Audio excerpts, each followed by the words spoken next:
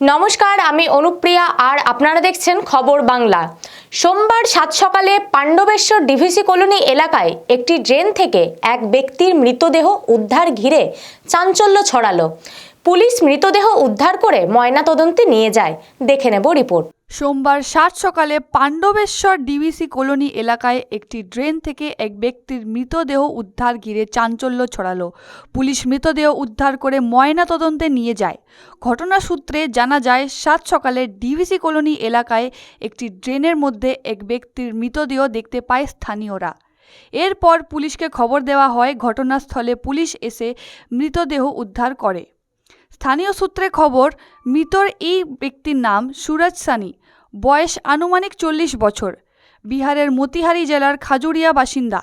মৃত ব্যক্তির পাণ্ডবেশ্বর মহালক্ষ্মী প্যাচ dredger operator কাজে নিযুক্ত ছিলেন। সাত সকালে এই ঘটনায় চাঞ্চল্য ছড়িয়ে এলাকায়। কিভাবে এলো মৃতদেহ? দুর্ঘটনা নাকি খুন? এই ঘটনার তদন্ত শুরু করেছে পাণ্ডবেশ্বর থানার পুলিশ। ঘটনা বলতে, যার বাড়ির দৌড়ে পাওয়া গেছে দেবীদাস মুখার্জি সকালে ঘর খুলতে গিয়ে দেখতে পায় যে এরকম একজনা পড়ে আছে, যার পরিচয় বেগম মুজিব জানে না। তো আমাকে ফোন করে, আমি আসি, দেখলাম যে পরিচিত নয়। আমার যেরকম কর্তব্য থানাকে ইনফর্ম করি, তো থানা থেকে পুলিশ পাঠালো। থানা পুলিশ সব দেখলো, বডি উপরে তুললো। এবারে যতটুকু বোঝা গেছে যে মহালক্ষ্মীর ডোজার অপারেটর, এবং ওর একটা পকেটে ফোন ছিল। পুলিশ আসে ফোনটা উদ্ধার করে। ফোনে রিং হয়েছিল, তখন রিংয়ের মাধ্যমে জানা গেল যে বিহারের মতিহারি জেলার বাসিন্দা বটে। কি নাম? সুরজ সনি নাম বললো। ওর পরিবারের লোক আইডেন্টিফাই করেছে, পরিবারের লোককে খবর দিল পুলিশ, ওরা আসছে বললো। বয়স কত মোটামুটি? আনুমানিক 40 হবে হয়তো।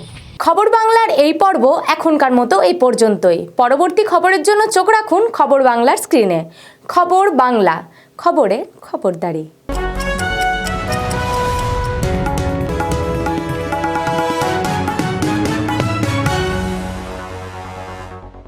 খবর বাংলা।